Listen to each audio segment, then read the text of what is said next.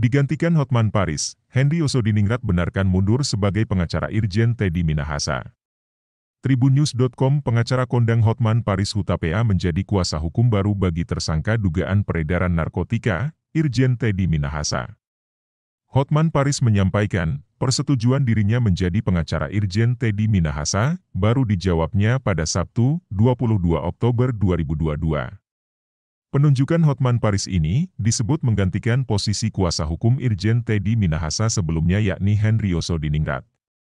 Hal tersebut dibenarkan oleh Hotman Paris yang menyatakan akan menggantikan posisi Henry Yosodiningrat. Ia sepertinya menggantikan Henry Yosodiningrat, ungkapnya saat dikonfirmasi, Minggu, 23 Oktober 2022, dilansir Tribunnews.com.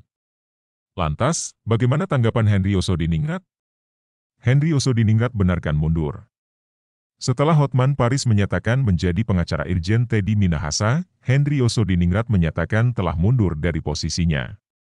Henry Yosodiningrat menyampaikan, dirinya sudah mundur sebagai pengacara Irjen Teddy Minahasa sejak Jumat, 21 Oktober 2022, lalu. Iya, saya mundur, sebagai kuasa hukum Irjen Teddy Minahasa, terhitung sejak Jumat 21 Oktober, ujarnya kepada Kompas.com. Senin, 24 Oktober 2022. Henry Yosodiningrat sebut ada sejuta alasan. Sementara itu, Henry Yosodiningrat tidak membeberkan secara pasti alasan dirinya mundur sebagai pengacara Irjen Teddy Minahasa. Namun, ia mengungkapkan jika pengunduran dirinya merupakan hasil komunikasi dengan Irjen Teddy Minahasa. Ada sejuta alasan kenapa saya mundur. Dari diskusi saya dengan Teddy Minahasa kami sepakati yang terbaik, yaitu saya mundur, kata Henry Yosodiningrat saat dihubungi Tribunnews.com, Senin. Henry Yosodiningrat pun menegaskan antara dirinya dengan Irjen Teddy Minahasa tidak ada masalah apapun. Ia berdasarkan diskusi kami berdua, dan tidak masalah di antara kami, tambahnya. Hotman Paris sebut sejak awal ditunjuk Teddy Minahasa. Diberitakan Kompas.com, Hotman Paris menyebut, dirinya sejak awal ditunjuk langsung oleh Irjen Teddy Minahasa sebagai kuasa hukum. Jadi, sejak kasus ini dimulai, dia sudah minta saya jadi kuasa hukum, kata Hotman Paris, Minggu. Saya lagi sibuk perayaan ulang tahun di Bali, dan baru hari ini, kemarin, saya berangkat ke Jakarta, papar dia. Hotman Paris beralasan, kesediaannya untuk menjadi kuasa hukum Irjen Teddy Minahasa karena keduanya sudah saling mengenal.